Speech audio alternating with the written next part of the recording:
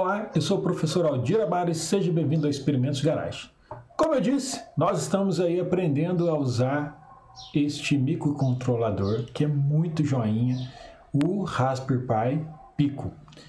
Confesso a vocês, por ele ser um pouco diferente aí do Arduino, nós vamos aí quebrar um pouquinho a cabeça, nós vamos aprendendo junto, desvendando esse mistério todo. Faz muito tempo que eu não trabalho com a linguagem Python e eu aprendi um pouquinho só do início lá do Python, depois eu fiquei mais com a parte de programação voltada a script de backup, esses scripts. Eu não foquei a minha graduação na parte de programação em si.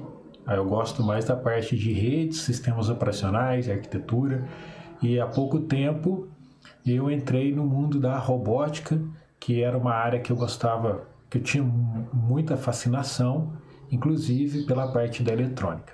Então, esse capítulo 3, nós vamos comentar sobre alguns componentes eletrônicos. E aí sim, depois no capítulo 4, que nós vamos colocar realmente a mão na massa. Eu achei até que no capítulo 3... tinha até me esquecido, pensei que o capítulo 3 a gente já ia pegar e já montar algum circuito, mas não, o capítulo 3 é uma partezinha teórica e é muito importante esta parte teórica. Muita gente ignora às vezes a teoria. A teoria é super importante sim, muita gente dá muito valor somente à prática. A prática é super importante, mas tem que haver a conciliação desses dois mundos, teoria e prática. Se você não tem a base teórica, você sofre muito mais na prática. E a teoria em si, ela é muito bonita e muito certinha. É o preto no branco, a letrinha ali, o livro, quando coloca esse conteúdo para a gente, coloca um problema, eu falo isso para meus alunos na faculdade também, né? Que ali o problema já está todo descrito. Na vida real, tem N fatores, N situações influenciando o tempo todo o nosso agir, o que está acontecendo. A mesma coisa acontece com os protótipos. Você pega um modelinho na internet, um desenho, um diagrama na internet, e às vezes você monta aquele diagrama e não funciona. Mas aí tem um detalhezinho da versão, tem um detalhezinho no número de um equipamento que é um pouquinho diferente, você não percebeu. Então, a parte teórica fica dando essa bagagem, esse suporte para você depois sim executar suas atividades com excelência na parte prática. Mas com a prática ali você vai pegando algumas ideias e junta com a parte sua teórica, você resolve mais rápido os problemas. Então, eu peço para vocês que não ignorem essa parte teórica, porque a parte teórica ajuda sim muito a resolver problemas depois na parte prática. Deixa de blá blá blá e vamos lá. Muito bem, com o poder que nós vamos dar agora para o software ele faz só naquele mundo dele virtual. Porém, ele pode interagir com o hardware. Essa interação dele com o hardware, ele acontece já. Ele está conversando com o processador, já está interagindo com o hardware. Mas para a gente acaba ignorando esse tipo de situação. Quando a gente fala que o software vai interagir com o mundo, a gente acha que é através de atuadores, né, os braços robóticos, dando um sinal luminoso. O monitor está transmitindo o tempo todo informação para a gente. A caixa de som está transmitindo informação da mesma forma que um bip. Então, o tempo todo o software está interagindo com a gente, mas a gente, às vezes, é tão comum isso que a gente acaba esquecendo dessa interação.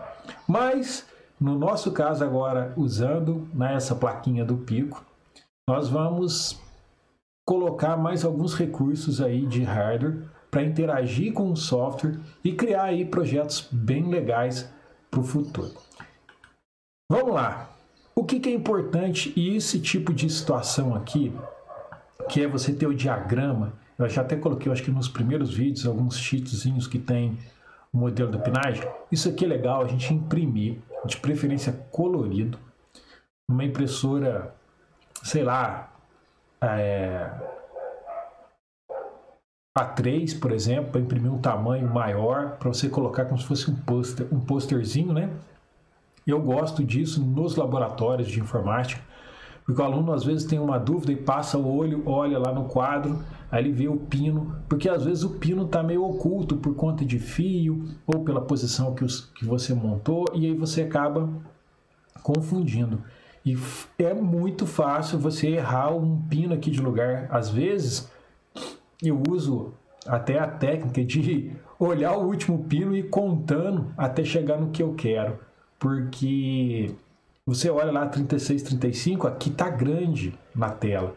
Meus alunos falam, nossa, o Arduino na tela é tão grande, mas na hora que a gente pega ele na mão, o Arduino, né? Agora imagina o pico, que é menor ainda que o Arduino. Então você pode sim se enganar com os pinos.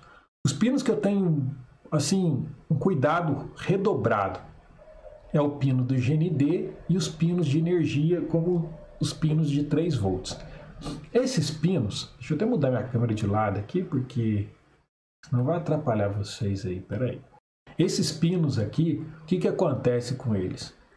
Se você fechar um curto neles, né, ele pode danificar o microcontrolador. O Arduino, a gente sabe que ele tem um sistema um pouco mais robusto de proteção, porque ele foi desenvolvido para ensinar. E quando você está ensinando, acontecem erros, então ele costuma ser mais resistente. Já a Pico, ela é um pouco mais sensível. Eu não vou dizer assim que ela não é para um iniciante, mas aquela pessoa que nunca se aventurou no mundo da informática e está se aventurando no mundo da programação, né, com um microcontrolador, né, da robótica, vamos dizer assim, ela vai ter uma certa dificuldade e ela vai se enganar mais facilmente. Eu falo isso pela experiência que eu tenho com meus alunos. E aí o que acontece? Se você não tiver uma atenção redobrada ao ligar isso aqui, você pode danificar o seu equipamento. E aí já era. Aí você tem que adquirir outro, então ele vai ter uma parte dele que não vai estar funcionando. Que às vezes pode estragar só umas portas e as outras portas continuam funcionando. Isso pode acontecer também. Mas aí eu peço para vocês tomarem esse cuidado. Toda vez que for plugar os fios, vai ter uma aula que eu também vou só falar sobre cuidados, mas antes de você conectar os fios, está com ele desenergizado. Porque às vezes, por passar um fio ali por cima, ali, sem querer, você pode encostar e danificar. E os componentes dele são bem, mas bem pequenininhos. Então, é fácil, né, você danificar um deles aí, encostando um pininho aí que seja de um jumperzinho, tá? Aqui em cima a gente tem o pino 1 do lado esquerdo e o pino 2. Não tem as numerações para o lado de cá, porque os pinos também estão numerados no lado de baixo, tá? Mas a numeração fica um pouco diferente, porque lá eles estão mostrando como um porta. Igual aqui, ó, o pino 1 é o GPIO 0, tá vendo? E aí a gente pode acabar confundindo isso entre o código e o número do pino aqui na placa. Eu não sei, eu acho que seria mais vantagem para eles, né? Na verdade, para a gente que está ensinando, se o número do pino correspondesse direto aqui ao GPIO, talvez ficasse mais fácil para a gente poder ensinar. Mas os pinos estão numerados e aí você tem que ficar de olho para não acontecer de você conectar alguma coisa no lugar errado e aí não funcionar. A contagem então dos pinos, como eu disse, né, na sua Pico começa no 0 ao invés do número 1. Então foi o que eu acabei de falar para vocês aqui no slide anterior. Alguns pinos estão em falta, porque esse microcontrolador, o RP2040, ele tem mais portas do que está disponível ali fisicamente na placa. Ele poderia colocar mais portas ali, mas no projeto os engenheiros entenderam que somente esses pinos que já estão aí seria o suficiente. Então, por isso que tem um salto aí entre as numerações, né? Por exemplo, aí que fala do GP22 ao GP26, que fala que dá o início aí das portas de leitura de sensor. Atenção ao curto-circuito, né? Evitar aí que você, ao inserir algum componente, ligue diretamente energia no ground. Se não tiver uma resistência aí no meio, né? Um resistor, perdão, ou algum equipamento, algum dispositivo para consumir essa carga, ela vai sim danificar o seu equipamento. Os componentes eletrônicos, nós temos, milhares de componentes, e agora ainda fica mais chato da gente estudar, vou falar assim, porque antigamente os equipamentos não tinham a versão dele SMD, eram poucos que tinham SMD. Agora hoje está comum nos dispositivos que são menores esses componentes. E aí ele é pequenininho e um pouco a característica é o mesmo, ele tem a mesma função, mas ele tem embalagens diferentes, vamos dizer assim. Então você, para aprender todos, leva um certo tempo. E não se preocupe que isso é chatinho mesmo de ir aprendendo. Mas com o tempo você vai se acostumando. Então tem gente que já fica assim, eu não vou estudar mais porque eu não consigo guardar. Não, esquece isso. Vai executando, com o tempo você vai guardando todos eles, vai conseguindo reconhecer pela posição que ele está, pelos componentes que estão perto dele, você acaba distinguindo e identificando que componente que é aquele. A Protoboard, essa placa é maravilhosa, ela ajuda a gente no quesito de que você não precisa ficar amarrando fio, usando fita isolante, soldando. Ela facilita, porque a gente só encaixa. Ela só encaixa ali e pronto. Você encaixou e você testou. Lógico, você não vai fazer um projeto para colocar, né, num robozinho usando somente a Protoboard, porque a vibração, né, o robozinho virar para um lado, para o outro, pode soltar algum componente. Ela é uma placa de ensaio, uma placa para você testar. Você validou, deu tudo certo, aí você cria, né, o sketchzinho, faz uma plaquinha de circuito, né, fazendo aí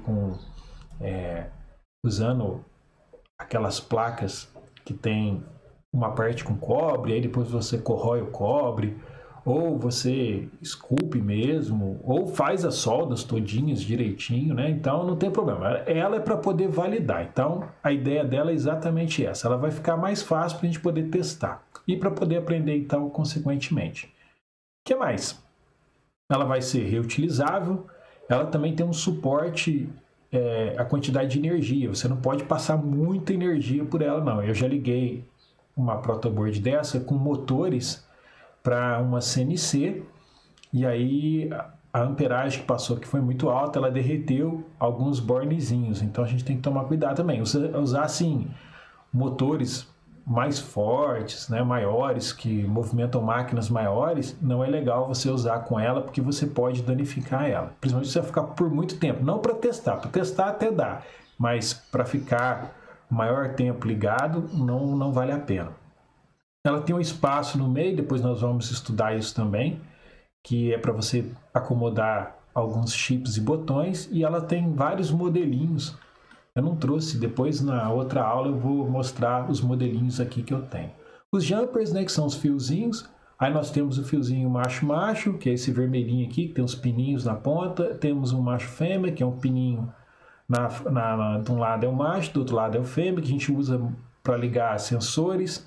Tem o fêmea-fêmea, quando a gente tem os pinos tanto na placa ou no sensor, e aí você pode usar deles. O que eu mais uso é o macho-macho e o macho-fêmea. Fêmea de vez em quando. E a gente também pode usar eles para poder estender, né, para deixar o fiozinho maior para você utilizar aí na hora que tiver curtinho o fio, você estende ele para poder acomodar melhor aí. Outra coisa é usar fios de várias cores e eu tento sempre padronizar o vermelho para o positivo e o GND, né, ou o azul também, pode ser o preto e o azul para o GND, para falar que está passando ali a parte negativa. Porque você olha no projeto e você já identifica.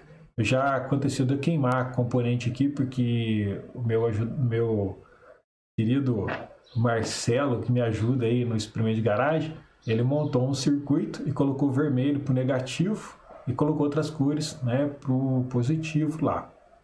E aí eu estou tão acostumado com o vermelho ligado no positivo que eu liguei na hora que eu fui trocar um componente de lugar, eu liguei invertido, acabei queimando, se eu não me engano foi um DHT11 que eu acabei queimando com isso, por causa de embaralhar as cores. Então cria um padrão para você usar na hora dos seus projetos, principalmente aí para o positivo e para o negativo. Eu uso sempre assim, preto para o GND e vermelho para o positivo mesmo. Aí cada sensor eu vou colocando numa cor, tá?